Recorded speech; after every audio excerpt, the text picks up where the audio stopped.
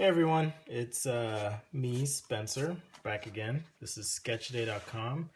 I am back, feeling better. My voice hopefully is better as well. And I'm just going to go over a quick technique that I use. I know some of you have asked me in the past about materials that I've used, pens, etc. So this technique today is basically what I call light till you get it right. I didn't come up with that term, but I like the concept of it. So I have here with me a Pro Marker marker. It's a Cool Gray 1. Right there, Cool Gray 1. And pretty much any marker will work. So you could use something like this Pro Marker. You could use Chart Pack Add Marker. You could use a Prismacolor marker as well. This is a Cool Gray 20 and it's about 7 years old. It's been with me for a while. So I'm just gonna go ahead and use my Pro Marker just because I feel like it and start silhouetting some stuff out. So the first thing I'm gonna do is kind of just think of what it is I'm gonna sketch. I've kind of been going back and forth in my mind today. Should I sketch a backpack? Should I sketch a car? Should I do shoes? Should I do robots? Should I do something even crazier? The cool thing about this technique is you can just kind of freely silhouette something out. If you just have a rough idea of what it'll look like. And essentially you're just working light on the paper to give yourself kind of a guide to work with. Now, I've done a few backpacks, so I know kind of what my silhouette's gonna look like, so I'm kind of cheating a little bit, but you get the idea. Here's the central mass right through here, and I've got my straps on the side over here, and I can also add in details. And this is a good opportunity if you haven't really figured out your design or what exactly you're doing. You know, you kind of want to think of the type of bag that you would be sketching out, and then sketching the details as necessary. So I've got my kind of my outline there. I could sketch in just a quick auxiliary view if I want. Just something nice and quick, maybe with a shadow. I can even plan out where my background element would be on the page, for example. And just to keep this nice and loose, I'm going to use my Papermate Flare pen. It's probably my favorite pen that you'll see me use as I'm doing my videos. Papermate Flare, medium. They're really cheap. I just bought 144 of them actually. They're really cheap, so if you're looking for just a quick pen, or a pen that is pretty affordable, doesn't bleed with marker, it's probably a good place to start. So what I'm doing here now is just pulling out any interesting details from my initial line work. So here's the strap, top of the bag, contour lines show what's happening overall. Maybe continue this design line through, and also this one. And that way I can create almost a pouch on the sides as I compose my bag here. And I'm going to use this side panel here to create almost some quilting or baffling on the side.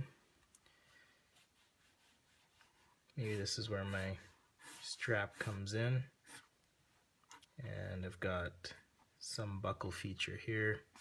It's nice and loose, keeping it light.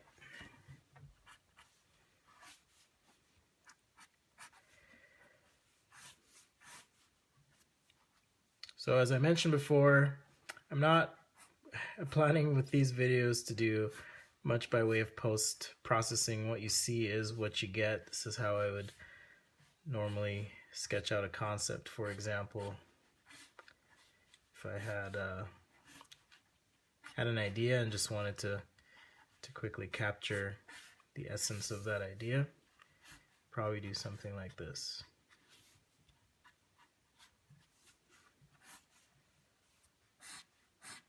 And I'm not worrying too much about all the details. Sketching is one of those things where you kind of have to find a balance between showing just enough information and not too much information. So I'm trying to focus on showing just enough information.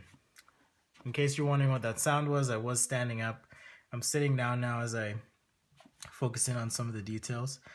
Just a tip, if you're starting out drawing or just learning, it's actually really helpful to stand when you draw.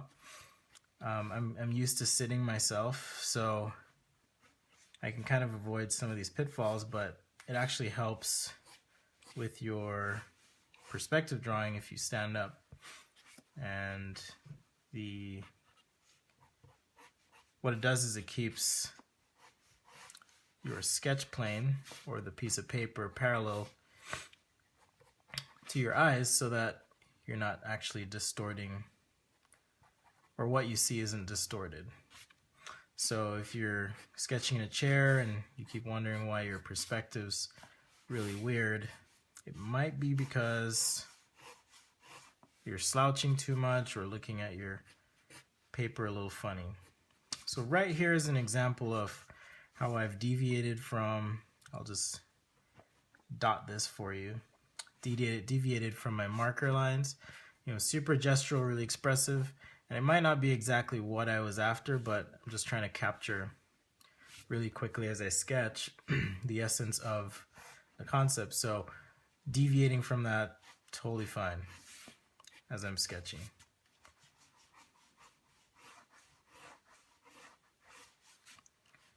In fact, chances are, as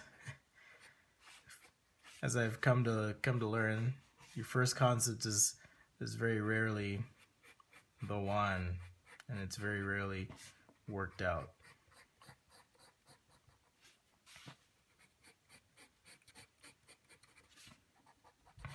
So something like this would definitely take several iterations.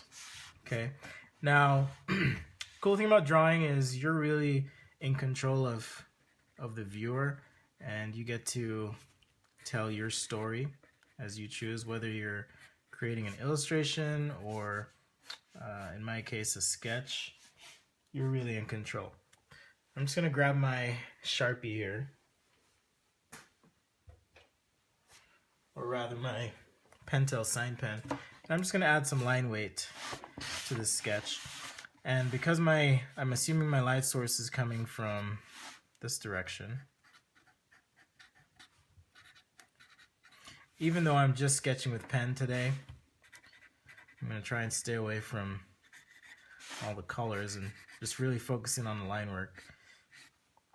Even though I'm sketching with pen, I can vary my line weight. So I try to always have about 3 different line weights in my sketch. The first is kind of the outline, which is what I'm doing right now. And this is going to be the heaviest of my lines. And just in case you missed it, this is a Pentel sign pen. It's got a nice thick felt tip on it. And you can actually either sketch on the very tip, get a nice thin line, or at an angle, or even go pretty flat and get a nice thick line. So I really like it because of the variety of line weight that I can get with one pen. So if you're like me and you like to travel light, sketch light, it's a good pen to have. It's pretty versatile. Not entirely sure if it bleeds with marker, but again, I'm not super concerned right now. So everything that's away from the light source, I'm really beefing up my line weight. Also toward the bottom of the sketch, where this would ordinarily be on a surface or shadowed if I were casting a shadow, for example. I am really beefing up the line weight here.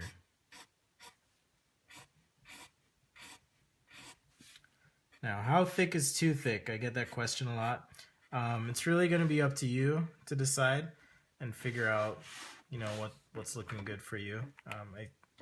I always tell my students that if it looks wrong, it probably is wrong. And yes, it sounds very simple, but I think as humans, we have instincts, and it's up to us as designers and illustrators to kind of trust your instinct, figure out what works. So I'm just going to add a little bit of line shading here underneath the strap to show that the strap is overlapping right in that area. So there I've got some nice overlap. And this is what I would consider number 2 line weight. Same thing here where I've got this cover. I'm adding some line weight, but not so much that it competes with my number 3 over here. Just enough to kind of pull out the details. And what's causing this is wherever light passes the edge of an object and that object rests on top of another object within this general shape, I'm adding just that secondary line weight, and that'll kind of help create a sense of depth or depth perception. So just like in real life where things closer to you have more detail, it's just a little trick that we use to kind of show when something's a little closer to you. I'm just using line weight. So I've just modified my design just a little bit here by adding this zippered pouch in the front. I'm going to go ahead and just add a couple of wrinkle lines in the front here.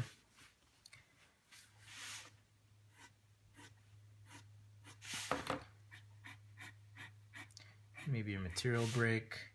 Here's my handle, and just to show that it's perhaps rubber or molded handle, just adding these little texture dots, and also creating just a little bit of a variety in the line weight on this little area right here. Sorry, I just realized I was out of frame. Just that little area right there, so you can see I've got little texture dots and a little bit rougher outline there. I can continue to add textural elements. I don't want to overdo it, so again, it's just one of those things that will kind of come with time. I don't really have an easy answer as to how much is too much or too little, but I just figure you kind of know, and it's something that will come through lots and lots of practice over time. So I'm just going to add some details, like some stitch lines through here, emphasize this buckle closure. And here on this side, because my bag is wrapping back, here I'll just do a little arrow. Because that's wrapping back, I'm not worrying too much about showing all the detail. In fact, I want to let's emphasize, that's the correct word. I want to emphasize the fact that the bag is kind of wrapping or rounding this way. So it's almost like this closure is on a plane that's like so. So this detail here of the little snap would be kind of facing the viewer. So that's my little cheat as I'm sketching this, save myself some time, and also trying not to make this too busy. So one other trick you can use as you're sketching is creating areas of focus. So you can hopefully feel and tell that there's definitely a lot going on with the line weight in this kind of area here. So perhaps there's something interesting I want to highlight. Maybe this is a mesh pocket on the side.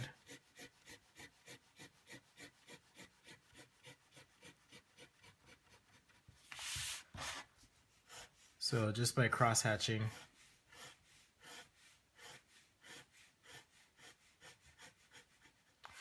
cross-hatching rather, I can show that there's a little bit of a mesh pocket here.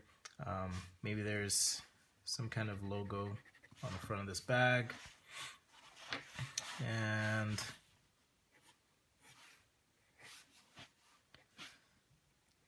stitch panel here for material change.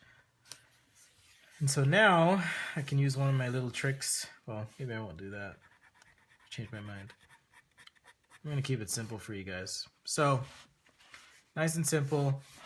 I suggested the background element be here, but now that I'm actually getting into this, I'm going to lower that just a little bit, come off like so. Here's my drop shadow.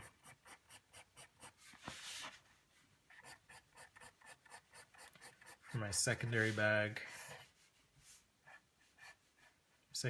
view rather, and another shadow for my primary view.